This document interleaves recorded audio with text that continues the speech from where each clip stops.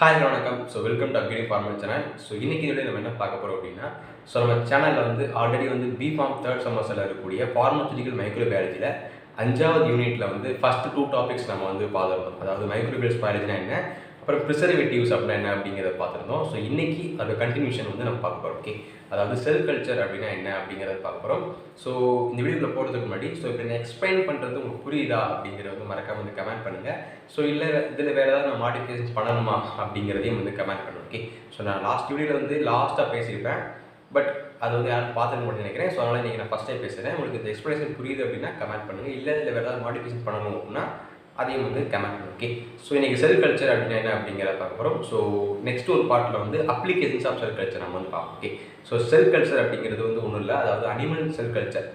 இப்போ ஒரு ஹியூமன்ஸ் கிட்டேருந்து பார்த்தீங்க அப்படின்னா வந்து ஒரு பர்டிகுலர் டிஷ்யூலேருந்து ஒரு செல்ஸை நம்ம எடுத்து அந்த செல்ஸை வந்து out of the body, okay, அதாவது ஒரு டெஸ்ட் டியூப்லையோ ஒரு கல்ச்சர் முடிக்கையோ நம்ம வந்து கல்டிவேட் வந்து பண்ண முடியும். அந்த செல்ஸ் வந்து பார்த்திங்கன்னா வந்து க்ரோத் ஆகி அது வந்து எப்படி எல்லாம் க்ரோத் ஆகுது, என்ன மெட்டாபாலிசம் நடக்குது, எப்படி வந்து ஜெனட்டிக் மேனிபுலேஷன் நடக்குது, இதெல்லாம் நம்ம வந்து பார்க்க முடியும். ஓகே, அது வந்து ஒரு இன்ட்ரெஸ்டிங்கான ஒரு விஷயம் இந்த செல் கல்ச்சர் அப்படிங்கிறது. டெஃபினேஷன் என்ன அப்படின்னா, cultivating the human or animal cells tissues in vitro condition. Okay, in vitro அப்படிங்கிறது ஒரு டெஸ்ட் டியூப்ல வந்து அவுட் ஆஃப் த பாடி அப்படின்னு சொல்லலாம், in and artificial environment. Okay, அதாவது ஒரு நம்மளால் உருவாக்கப்பட்ட ஒரு என்வாயன்மெண்ட்டில் வந்து அந்த ஒரு செல்ஸை நம்ம வந்து டெவலப் பண்ண முடியும். ஒரு பாடியில் இருக்குது அப்படின்னா நம்ம அந்த பாடியில் ஆட்டோமேட்டிக்காக நம்ம சாப்பிட்ற சாப்பாடு மெட்டாபாலிசம் அதனால அது வளரும். பட் நம்ம பாடியிலேருந்து எடுத்து ஆட்டோமேட்டிக்காக நம்ம அதுக்கு தேவையான நியூட்ரிஷன்ஸ், அதுக்கு தேவையான என்வாயன்மெண்டெல்லாம் ப்ரொவைட் பண்ணோம் அப்படின்னா அதுவும் வந்து வளரும். ஓகே, அதை நம்ம வந்து பண்ணுறது தான் செல் கல்ச்சர் அப்படிங்கிறது. அனிமல் செல்ஸ்லேருந்து எடுத்து பண்ணோம் அப்படின்னா that is animal cell culture அப்படின்னு சொல்லலாம். ஓகே, இந்த செல் கல்ச்சரை வந்து எதுக்காக மெயினாக யூஸ் பண்ணுறோம் அப்படின்னா, நான் ஃபஸ்ட்டே சொன்ன மாதிரி வந்து அந்த செல் வந்து எப்படி க்ரோத் ஆகுது, செல் க்ரோத், மல்டிப்ளிகேஷன், அப்புறம் வந்து அதில் ஜீன்ஸ் எப்படி வந்து கடத்தப்படுகிறது, எப்படி வந்து அது வந்து டிவைட் ஆகுது, எப்படி வந்து மெட்டாபாலிசம் நடக்குது, அந்த மாதிரி நம்ம வந்து தெரிஞ்சுக்கலாம். அப்புறம் வந்து நமக்கு தேவைப்படுற மாதிரி அந்த செல்ஸோட க்ரோத் இதை நம்ம வந்து மாற்றிக்க முடியும். ஓகே, அதுவும் வந்து பண்ணோம் அப்படின்னா நமக்கு யூஸ்ஃபுல்லாக இருக்கிற மாதிரி ஏதாவது கிடைக்குதா அப்படிங்கிறத நம்ம வந்து பார்க்க முடியும். ஃபார் எக்ஸாம்பிள், இப்போது இந்த கிட்னி டிரான்ஸ்பிளான்டேஷன் அப்படின்னு சொல்லுவாங்கள்ல, நம்மளால் வந்து இந்த மாதிரி செல் கல்ச்சர் பண்ணி ஒரு கிட்னி வந்து உருவாக்க முடிஞ்சது அப்படின்னா அது வந்து ஒரு சூப்பரான விஷயமா இருக்கும். நம்ம டோனாரை வந்து நம்ம தேட வேண்டியது. ஓகே, நம்மளே கிட்னி வந்து கல்ச்சர் பண்ணி நம்ம வந்து தேவைப்படுற அளவுக்கு நம்ம வந்து கொடுக்க முடியும். அந்த ஒரு ரிசர்ச்சில் வந்து இந்த செல் கல்ச்சர் அப்படிங்கிறது ரொம்பவே யூஸ்ஃபுல்லாக இருக்குது. அதுக்கப்புறம் வந்து பார்த்திங்கன்னா கேன்சர். ஓகே, கேன்சர் செல்ஸ் பற்றி படிக்கிறதுக்கு இந்த செல் கல்ச்சர் ரொம்பவே யூஸ்ஃபுல்லாக இருக்குது அப்படின்னு சொல்லலாம். ஓகே, இப்போது இந்த செல் கல்ச்சருக்கு வந்து பார்த்திங்கன்னா மீடியம், அதாவது கல்ச்சர் மீடியா வந்து நிறையா வந்து இருக்குது. நேச்சுரல் மீடியம் இருக்குது, ஆர்டிஃபிஷியல் மீடியம் வந்து இருக்குது. ஓகே, நேச்சுரல் மீடியம் அப்படிங்கிறது நம்ம பாடியில் இருக்கக்கூடிய இதை வச்சு நம்ம யூஸ் பண்ணிக்கலாம். பாடி அப்படிங்கிறத விட அனிமல்ஸ்லேருந்து கிடைக்கக்கூடியதை நம்ம யூஸ் பண்ணிக்கலாம். பிளட் கிளாட்ஸு, அப்புறம் வந்து டிஷ்யூ எக்ஸ்ட்ராக்ட்ஸ். ஃபார் எக்ஸாம்பிள், இப்போ சிக்கன் இருக்குது அப்படின்னா அந்த சிக்கன்லேருந்து நம்ம டிஷ்யூ வந்து எக்ஸ்ட்ராக்ட் பண்ணி அதுலேருந்து அதையும் மீடியா யூஸ் பண்ணலாம். இந்த மாதிரி பார்த்தீங்கன்னா அதை நம்ம யூஸ் பண்ணிக்கலாங்கிறாங்க. இது நேச்சுரல். ஆர்டிஃபிஷியல் அப்படிங்கிறது அதுவும் நிறையா ஆர்டிஃபிஷியல் கல்ச்சர் மீடியா வந்துருக்கு இந்த செல் கல்ச்சருக்கு. ஓகே, இது வந்து ஒரு சின்ன இன்ஃபர்மேஷன்ஸு. இதுக்கப்புறம் இந்த மெயினான ஒரு டாபிக் என்ன அப்படின்னா வந்து டிவிஷன்ஸ், அதாவது கிளாசிஃபிகேஷன்ஸ் ஆஃப் செல் கல்ச்சர் அப்படிங்கிறது ஒரு பெரிய டாபிக் வந்துருக்கு. ஓகே, அதாவது கிளாசிஃபிகேஷன் இப்படிலாம் பண்ணலாம் அப்படின்னு சொல்லி வந்துருக்கு. அது எதை பற்றி பேஸ் பண்ணியிருக்கு அப்படின்னா 3 இதை பேஸ் பண்ணி வந்திருக்கு. ஓகே, அதாவது கிளாசிஃபிகேஷன் ஆஃப் செல் கல்ச்சர் அப்படிங்கிறது 3 டைப்ஸ் ஆஃப் பேஸ் பண்ணி வந்திருக்கு. ஒன்று வந்து என்ன அப்படின்னா வந்து செல் க்ரோத். ஓகே, இதெல்லாம் வந்து 2 மார்க்ஸ் வந்து கேட்கலாம். செல் க்ரோத் வச்சு நம்ம வந்து கிளாசிஃபிகேஷன் வந்து பண்ண முடியும். அதாவது அந்த கல்ச்சர் மீடியத்தில் வந்து செல்ஸ் வந்து எப்படி க்ரோத் ஆகுது அப்படிங்கிறத வச்சு அதில் வந்து 2 டிவிஷன்ஸ் வந்து இருக்குது. ஒன்று வந்து ஆங்கர்டு செல் க்ரோத், இன்னொன்று வந்து சஸ்பென்ஷன் செல்ஸ் அப்படின்னு சொல்லுவாங்க. ஓகே, இது வந்து ரொம்ப ஈஸியான ஒரு தான். அதாவது ஆங்கரேஜ் அப்படின்னா வந்து ஒட்டிக்கிட்டு. ஓகே, நம்ம கல்ச்சர் மீடியம் யூஸ் பண்ணுற பார்த்தீங்களா, அந்த கல்ச்சர் மீடியத்தில் வந்து செல்ஸ் வந்து கீழே அந்த சர்ஃபேஸில் ஒட்டிட்டு அப்படியே டெவலப் ஆகிட்டே வந்துடும். ஓகே, அதுக்கு இல்லாமல் இன்னொரு முக்கியமான விஷயம், இது சிங்கிள் லேயர், அதாவது சிங்கிள் லேயராக பேரலாக அந்த பெட் டிஷ்ஷோ இல்லை அந்த கல்ச்சர் மீடியத்துடைய அந்த அடிப்பகுதி இருக்குல்ல அதை ஒட்டிட்டு சிங்கிள் லேயராக வந்து வளரும். அதனால் மோனோ லேயர் அப்படின்னு கூட அதை வந்து சொல்லுவாங்க. ஓகே, அதுவும் இல்லாமல் இது வந்து என்னென்னா நம்ம அதே சமயம் ஒட்டிட்டு தான் வளரும். ஓகே, கல்ச்சர் மீடியத்தில் வந்து கீழே டெபாசிட் பண்ணி ஒட்டிட்டு தான் வந்து வளரும். இது வந்து ஆங்கரேஜ் டிபெண்டன்ட் செல்ஸ் அல்லது அட்கரண்ட் லேயர் செல்ஸ் அப்படின்னு சொல்லி சொல்லுவாங்க. ஓகே, செகண்ட் ஒன்று என்ன அப்படின்னா வந்து சஸ்பென்ஷன் செல்ஸ் அப்படின்னு சொல்லுவாங்க. இதுக்கு அப்படியே ஆப்போசிட். நம்ம முதல் பார்த்தோம்ல ஆன்கரேஜ் செல்ஸ் அப்படின்னு சொல்லி பார்த்தோம்ல, அதுக்கு அப்படியே ஆப்போசிட். இது வந்து அந்த பிளேட் கூட வந்து ஒட்டிக்காமல் சஸ்பெண்ட் ஆகிருக்கும் அந்த கல்சியம் மீடியத்தில். ஓகே, ஸோ சஸ்பெண்ட் ஆகிட்டு அங்கங்கே அப்படி ஸ்ப்ரெட் ஆகிருக்கும். ஸோ அதனால் அது சஸ்பென்ஷன் செல்ஸ் அப்படின்னு சொல்லுவாங்க. So they do not adhere to the wall of culture medium அப்படின்னு சொல்லலாம், அதாவது கல்ச்சர் கண்டெய்னர் அப்படின்னு சொல்லலாம். ஸோ இதுக்கு எக்ஸாம்பிள்ஸ் வந்து பார்த்திங்கன்னா ஸ்டெம் செல்ஸ், அதாவது நம்ம பிளட்டு, ஸ்ப்ளீனு, இதெல்லாமே வந்து சஸ்பென்ஷன் செல்ஸ்க்கு எக்ஸாம்பிள். அப்புறம் வந்து கேன்சர் செல்ஸ் இருக்குல்ல, ஸோ அதுவுமே வந்து சஸ்பென்ஷன் செல்ஸ்க்கு எக்ஸாம்பிள். ஓகே, இது வந்து பேஸ்ட் ஆன் செல் க்ரோத்தை வச்சு பிரிக்கலாம். செகண்ட் டைப் வந்து பார்த்திங்கன்னா வந்து பேஸ்ட் ஆன் செல் டிவிஷன்ஸ் வச்சு நம்ம பிரிக்கலாம். ஓகே, ஸோ செல் டிவிஷன்ஸ் எப்படி பிரிக்கிறோம் அப்படின்னா வந்து primary cell culture, secondary cell culture அப்படின்னு சொல்லி பிரிக்கலாம். ஸோ சிம்பிள் தான். Okay, so primary cell culture அப்படிங்கிறது ஒன்றுமே கிடையாது. நம்ம இப்போ ஒரு அனிமல் கிட்டேருந்து டிஷ்யூ எடுக்கிறோம் பார்த்தீங்களா, ஒரு செல்ஸ் எடுக்கிறோம் அப்படின்னா அந்த செல்ஸை வந்து நம்ம கல்ச்சர் பண்ணுறோம்ல, அந்த கல்ச்சர் பண்ணுறப்போ வந்து அது வந்து கல்ச்சர் ஆகி மல்டிப்ளை வந்து ஆகும். இது வந்து பிரைமரி செல் கல்ச்சர். ஓகே, அதாவது the cell culture obtained from the host cell of the organism. So அது வந்து பிரைமரி செல் கல்ச்சர் அப்படின்னு சொல்லலாம்.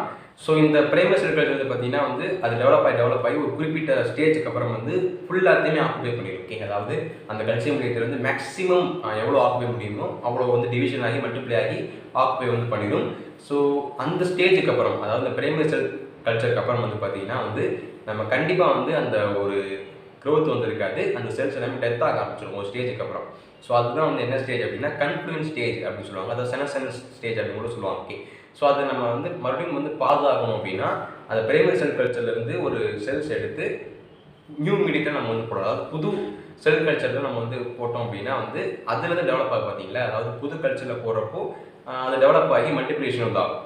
ஸோ அந்த மீடியம் வந்து பார்த்தீங்கன்னா வந்து செகண்டரி செல் கல்ச்சர் அப்படின்னு சொல்லுவாங்க. அதாவது the cell culture obtained from the primary cell culture is called secondary cell culture சொல்லலாம், அதாவது செல் லைன்ஸ் அப்படின்னு சொல்லலாம், இல்லைன்னா சப் கல்ச்சர் அப்படின்னு கூட சொல்லலாம். ஸோ இது வந்து செகண்டரி செல் கல்ச்சர்.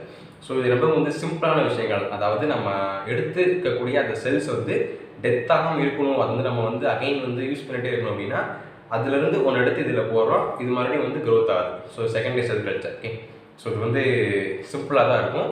ஸோ நான் வந்து எக்ஸ்ப்ளனேஷன் தான் வந்து கொடுக்குறேன். ஓகே, ஸோ உங்களுக்கு புரியுது அப்படின்னா கமெண்ட் பண்ணுங்கள், எனக்கு கொஞ்சம் ஈஸியாக இருக்கும் அடுத்தது நான் அந்த மாதிரி போடுறதுக்கு. இது வந்து செகண்ட் டைப்.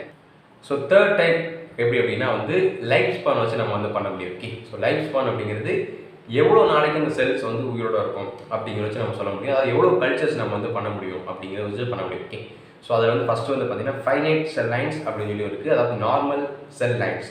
ஸோ அது எப்படி அப்படின்னா வந்து லிமிட்டட் லைஃப் ஸ்பேன், அதாவது குறிப்பிட்ட காலத்துக்கு கூட செல்ஸ் வந்து உயிரோட இருக்கும், அதுக்கப்புறம் வந்து ஆட்டோமேட்டிக் டெட் ஆகிடும். ஓகே, ஸோ அதுக்கப்புறம் நம்ம வந்து அதை நம்ம எடுத்து செல் கல்ச்சர்லாம் பண்ண முடியாது, அது ஓரளவுக்கு குறிப்பிட்ட காலம் மட்டும்தான் இருக்கும், அதுக்கப்புறம் வந்து அதில் இருக்கிற எல்லா செல்ஸுமே வந்து டெட் ஆகிடும். ஸோ இது வந்து ஃபைனைட் செல் லைன்ஸ், குறிப்பிட்ட லைன்ஸ் மட்டும் தான் நம்ம எடுக்க முடியும், அதுக்கு மேலே நம்ம வந்து எடுக்க முடியாது. ஓகே, ஸோ அது எக்ஸாம்பிள் வந்து லிவர் செல்ஸ், கிட்னி செல்ஸ், அதெல்லாம் நம்ம வந்து சொல்ல முடியும்.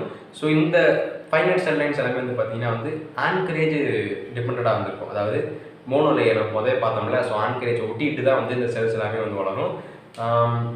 இதுக்கு அதிகமான சீரம் வந்து தேவைப்படும், அதாவது சீரம் அப்படிங்கிறது க்ரோத் ஆகிறதுக்கு யூஸ்ஃபுல்லாக இருக்கக்கூடிய ஒரு நியூட்ரிஷன் சொல்லலாம். ஸோ அது அதிகமாக வந்து தேவைப்படும். இது டபுளிங் டைம் வந்து பார்த்தீங்கன்னா வந்து 24 hours to 96 hours, அதாவது ஒரு நாளையிலேருந்து 4 நாளைக்குள்ளே வந்து பார்த்தீங்கன்னா வந்து டபுளிங் டைம். ஸோ இன்றைக்கி நம்ம 100 போகிறோம் அப்படின்னா ஒரு நாளைக்கு அப்புறம் வந்து 200 வந்து இருக்கும். ஸோ இல்லாட்டி 4 நாளைக்கு, அதாவது ஒரு நாளையிலேருந்து 4 நாளைக்குள்ளே வந்து அது 200 வந்து மாறும். ஸோ வந்து ஃபைனைட் செல் லைன்ஸுடைய சின்ன சின்ன விஷயங்கள் இதெல்லாம் வந்து நீங்கள் எக்ஸாம் பாயிண்ட் ஆஃப் எழுதுறதுக்கு கொஞ்சம் யூஸ்ஃபுல்லாக இருக்கும். ஓகே, ஸோ நெக்ஸ்ட் என்ன அப்படின்னா வந்து கண்டினியூஸ் செல் லைன்ஸ். ஓகே, அது எப்படி அப்படின்னா அது வந்து நம்ம கண்டினியூஸ் சப்கல்ச்சர் பண்ணிகிட்டே இருக்கலாம், அதாவது நம்ம பார்த்த மாதிரி வந்து இருக்காது. ஸோ இது வந்து கண்டினியூஸாக வந்து ஆகிக்கிட்டே இருக்கும். ஸோ அதுக்கு இதுக்குள்ள வித்தியாசம் என்ன அப்படின்னா ஃபைனைட் செல் லைன்ஸில் வந்து அந்த செல்ஸ் எல்லாமே வந்து நம்ம ஃபஸ்ட்டு எப்படி இந்த செல்லில் போடுறோமோ அதே கேரக்டர் வந்து நம்ம லாஸ்ட்டாக இருக்கிற அதே செல்லுக்கு வந்து இருக்கும். பட் இந்த கண்டினியூஸ் செல் லைன்ஸில் அப்படி இருக்காது. நம்ம ஃபஸ்ட்டு போகிற செல் வந்து பார்த்திங்கன்னா வந்து கொஞ்சம் குறிப்பிட்ட கல்ச்சருக்கு அப்புறம் வந்து மியூட்டேஷன் நடந்து, ஸோ அதுக்கு வந்து பார்த்திங்கன்னா வந்து நம்ம கண்டினியூஸாக வந்து டிவிஷன் ஆகிற அந்த கெப்பாசிட்டி வந்து கிடச்சிடும். ஓகே, ஸோ இந்த மியூட்டேஷன் நடக்கிறதுனால அது வந்து கண்டினியூஸாக வந்து அது வந்து டிவிஷன் ஆகிட்டே வந்துருக்கும். ஸோ இன்ஃபினைட் செல்ஸ் அப்படி சொல்லலாம். ஓகே, ஸோ இன்ஃபினைட்டாக வந்து டிவிஷன் ஆகிட்டே வந்துருக்கும். இதுக்கு ஒரு பெஸ்ட் எக்ஸாம்பிள் நீங்கள் சொன்னால் புரிஞ்சுக்கிங்க, that is cancer. Okay, so cancer வந்து பார்த்திங்கன்னா நம்ம நார்மல் செல் லைன்ஸை விட கேன்சர் செல்ஸ் வந்து அன்ஸ்டாப்பபிளாக வந்து க்ரோத் ஆகிட்டே இருக்கும். ஓகே, இதுக்கான காரணம் என்ன அப்படின்னா வந்து அந்த மியூட்டேஷன் நடந்தது தான் வந்து காரணம். ஸோ இந்த கண்டினியூஸ் செல் லைன்ஸில் இது ஒரு எக்ஸாம்பிளாக நீங்கள் எழுதிக்கலாம். அதாவது கேன்சர் செல்ஸ் எல்லாமே வந்து இந்த மாதிரி வந்து நடக்கும். ஸோ மியூட்டேஷன் நடக்கும் அப்படிங்கிறத நீங்கள் எழுதிக்கலாம். ஸோ அது இல்லாமல் இந்த செல்ஸ் எல்லாமே வந்து டெட் ஆகிறதுக்கு சான்சஸ் இல்லை. ஓகே, ஸோ அதாவது முதல்ல பார்த்த மாதிரி இந்த செல்ஸ் வந்து டெட் ஆகாது, டெட் ஆகாமல் கண்டினியூஸாக டிவிஷன் ஆகிட்டே வந்துடும். ஓகே, ஸோ எக்ஸாம்பிள் வந்து நீங்கள் கேன்சர் செல்ஸை ஞாபகம் வச்சுக்கோங்க. அந்த கண்டினியூஸ் செல் லைன்ஸில் இருக்கிற செல்ஸ் எல்லாமே வந்து பார்த்தீங்கன்னா வந்து சஸ்பென்ஷன் செல்ஸ். ஓகே, நம்ம முதலே பார்த்த மாதிரி இது வந்து சஸ்பெண்ட் ஆகி தான் அவங்களோட வரும். ஸோ அப்பயே நம்ம வந்து பார்த்தோம் கேன்சர் செல்ஸ் வந்து சஸ்பென்ஷன் செல்ஸ் அப்படின்னு சொல்லி பார்த்துருந்தோம். ஸோ எங்கேயும் அதே தான். ஓகே, ஸோ கண்டினியூஸ் செல் லைன்ஸில் எல்லாமே வந்து சஸ்பெண்டட் செல்ஸ், அதாவது ஆன்கரேஜ் இண்டிபெண்ட் அப்படின்னு சொல்லலாம். அண்ட் இல்லாமல் இது வந்து ரொம்பவே வந்து வேகமாக வந்து க்ரோத் ஆகும். ஸோ லெஸ் சீரம் அவைலபிள் இருந்தால் போதும். இது வந்து சீக்கிரமாக வந்து மல்டிப்ளை ஆகிட்டே வந்துருக்கும். ஸோ இது டபுளிங் டைம் வந்து பார்த்தீங்கன்னா வந்து 12 to 24 hours. ஓகே, ஸோ 12லேருந்து 24 மணி நேரத்தில் வந்து அது டபுளாக வந்து மாறிடும். ஸோ நீங்கள் நம்ம 100 போடுறோம் அப்படின்னா அது 12 மணி நேரத்துலேருந்து 24 மணி நேரத்துக்குள்ள வந்து 200 வந்து மாறிடும். தட் இஸ் டபுளிங் டைம் அப்படின்னு சொல்லலாம். ஸோ இதெல்லாம் தான் டிவிஷன்ஸ். ஓகே, ஸோ அதாவது classifications of animal cell culture அப்படின்னா இந்த 3 தான். ஸோ ஃபஸ்ட்டு வந்து செல் க்ரோத் வச்சு நம்ம வந்து பிரித்தோம். So anchorage cell culture, suspense cell culture பிரித்தோம். ரெண்டாவது டைப் ஆஃப் வந்து பார்த்தீங்கன்னா வந்து செல் டிவிஷன் வச்சு நம்ம வந்து பிரித்தோம். ஓகே, அதாவது primary cell culture, secondary cell culture பிரித்தோம். ஸோ தேர்ட் ஒன் பார்த்தீங்கன்னா வந்து finite cell lines, infinite cell lines அப்படிங்கிற நம்ம வந்து பார்த்தோம். ஸோ இதெல்லாம் வந்து சின்ன சின்ன இன்ஃபர்மேஷன்ஸ். ஓகே, ஸோ இதெல்லாம் வந்து நீங்கள் எக்ஸாம் பாயிண்ட் ஆஃப் வியூவில் 2 மார்க்லையோ இதெல்லாம் வந்து கேட்கலாம். அது ரொம்பவே வந்து யூஸ்ஃபுல்லாக இருக்கும். ஓகே, ஸோ நம்ம நெக்ஸ்ட்டு இதோட கண்டினியூஷனில் வந்து பார்த்தீங்கன்னா வந்து நம்ம அப்ளிகேஷன்ஸ் ஆஃப் செல் கல்ச்சர் நம்ம வந்து பார்க்கலாம். ஸோ இந்த வீடியோ வந்து யூஸ்ஃபுல்லாக லைக் பண்ணுங்கள். அதே மாதிரி இதில் வந்து ஏதாவது இம்ப்ரூவ்மெண்ட் நம்ம பண்ணணும் அப்படின்னா வந்து மறக்காம வந்து கமெண்ட் பண்ணுங்கள். Okay, so it's in that video. Thanks for it.